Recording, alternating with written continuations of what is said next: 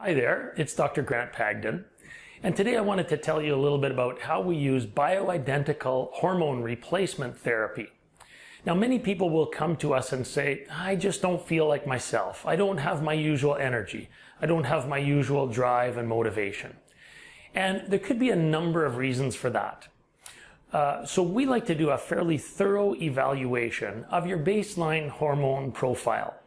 We look at the functions of your pituitary gland, your thyroid gland, your adrenals, and your reproductive hormones. And any or all of these things could be playing a role in why you just don't feel as good as you would like to. If we address these imbalances with hormones that would be occurring naturally in your body, these are called bioidentical hormones, and restoring healthy, more youthful levels of these hormones, we inevitably find that people feel much better, much more on top of their game, much more productive, better energy, better sleep, and even better relationships and better performance.